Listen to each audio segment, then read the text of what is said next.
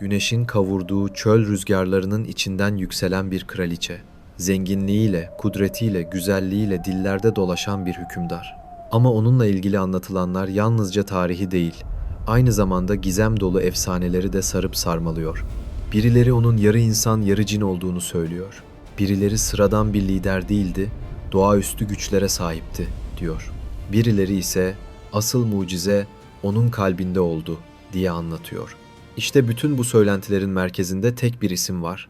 Saba Melikesi Belkıs. Onun hikayesi, gücün ve servetin bir kraliçeyi ne kadar ileri götürebileceğini değil, hakikatin o kraliçeyi nereye götürdüğünü gösteriyor. Hazırsanız bu efsanenin karanlıktan ışığa uzanan yolculuğuna birlikte adım atalım. Belkıs'ın doğup büyüdüğü Saba Krallığı, antik çağın en parlak medeniyetlerinden biriydi. Ülkenin her yerinde tütsü kokuları yükselir, baharat pazarlarında dünyanın dört bir yanından gelen tüccarlar buluşurdu. Krallık stratejik konumuyla ipek ve baharat yollarını birbirine bağlıyor, bu da Saba'yı bölgenin kalbi haline getiriyordu. Saba'nın zenginliği yalnızca altınlarla ölçülmüyordu. Sulama kanalları, barajlar ve mimari yapılar o dönemin mühendislik harikalarıydı. Krallığın güçlü organizasyonu sayesinde tarım, ticaret ve kültür olağanüstü seviyede gelişmişti. Fakat krallığın temelinde bir inanç vardı. Güneş kutsaldı. Her sabah halk yüzünü doğuya çevirip ona secde ederdi. Güneş, onlar için hayatın kaynağı, adaletin ışığı, toprağın bereketiydi. Belkıs güçlü, zeki ve diplomatik bir liderdi. Ama henüz güneşin ardındaki hakikati bilmiyordu. Ve kader, onun hayatına bir kuş aracılığıyla bambaşka bir yön çizecekti. O sırada Kudüs'te Peygamber Süleyman hüküm sürüyordu. O yalnızca bir kral değil, aynı zamanda Allah tarafından seçilmiş bir peygamberdi. Cinlere, insanlara, hayvanlara ve hatta rüzgarlara bile hükmedebilen bir liderdi. Ordusunu denetlediği bir gün Hüdhüd kuşunun kayıp olduğunu fark etti. Bu durum sıradan değildi. Çünkü Hüdhüd önemli bir istihbarat taşıyıcısıydı. Bir süre sonra Hüdhüd hızla geri döndü ve nefes nefese "Ben senin bilmediğin bir şey öğrendim." dedi. Bu söz bir kuşun ağzından duyulabilecek en çarpıcı cümleydi. Devam etti. "Saba'da bir kadın hükümdar buldum. Tahtı muazzam, serveti çok. Fakat o ve kavmi Allah'ı bırakmış güneşe secde ediyorlar." Peygamber Süleyman bu haberi duyunca büyük bir sorumluluk hissetti. Çünkü onun görevi hakikati yaymaktı. Peygamber Süleyman, Hüdhüd'e bir mektup vererek Saba'ya gönderdi. Mektupta şöyle yazıyordu: "Rahman ve Rahim olan Allah'ın adıyla bana karşı büyüklük taslamayın. Bana teslimiyetle gelin." Bu sadece diplomatik bir çağrı değildir. Bu bir teslimiyet, tevhid ve hakikate davetiydi. Belkıs mektubu okuduğunda hem şaşırdı hem de endişelendi. Süleyman'ın kim olduğunu bilmiyordu ama mektubun üslubu gücünü sıradan bir kraldan almadığını gösteriyordu. Hemen ileri gelenleri topladı. Danışmanları savaşmayı önerdi. Fakat Belkıs akıllıydı. Savaşın yıkıcılığını biliyordu. Bu nedenle önce diplomatik bir test uyguladı. İçi altınlar ve değerli mücevherlerle dolu bir kervanı Kudüs'e gönderdi. Hediyeler Kudüs'e ulaştığında Peygamber Süleyman onları reddetti. Bu reddediş Saba elçilerini hayrete düşürdü. Çünkü böyle serveti geri çevirecek bir kral pek yoktu. Ve Belkıs Kudüs'e geleceğini bildirdiği bir mektup gönderdi. Ardından Süleyman sarayındaki insanlara ve cinlere dönüp sordu: "Belkıs gelmeden önce onun tahtını kim bana getirebilir?" Cinlerden biri Getirir. Sen makamından kalkmadan ben onu sana getiririm. ama başka biri Allah'ın kendisine verdiği özel ilimle. Ben onu sen gözünü açıp kapatmadan sana getiririm. Dedi ve o anda mucize gerçekleşti.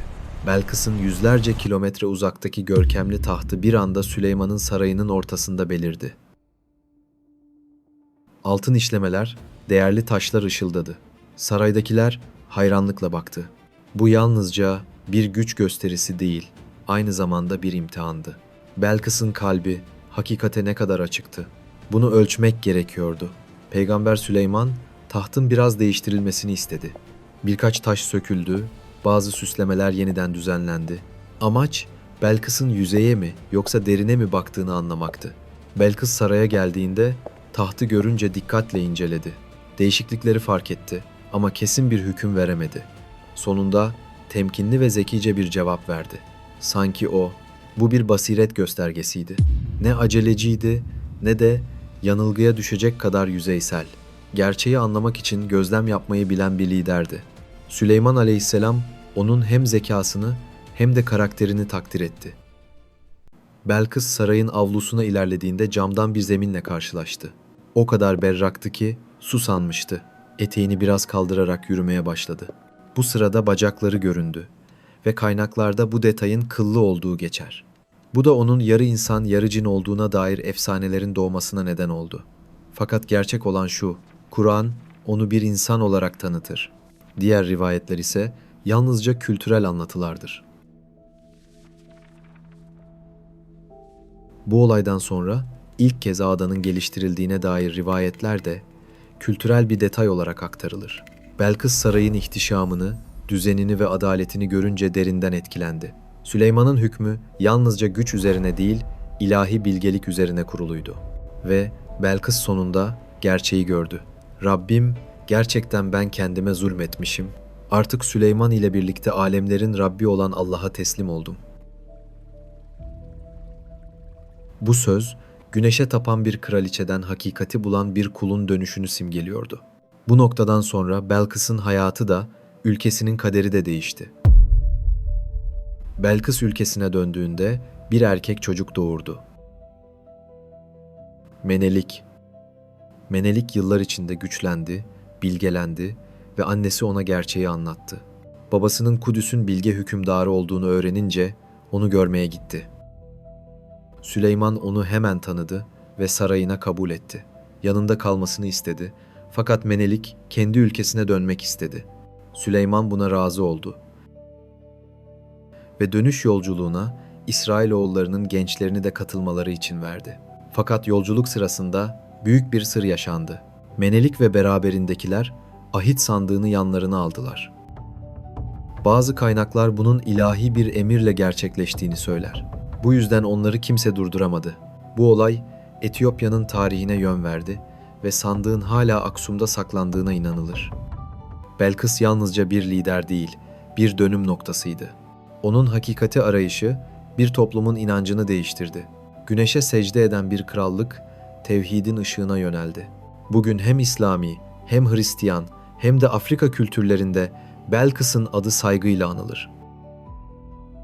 Onun hikayesi yalnızca tarihte değil, insanlığın hafızasında yaşamaya devam eder. Hakikati arayanların yolu zorludur. Ama Belkıs bize gösteriyor ki, gerçek arayış makamla, zenginlikle veya güçle değil, kalple başlar. Arayan bulur. Bulduğunda ise teslim olur. Diğer videolarımızı izlemeyi ve abone olmayı unutmayın ki, bir sonraki videomda görüştüğümüzden emin olalım.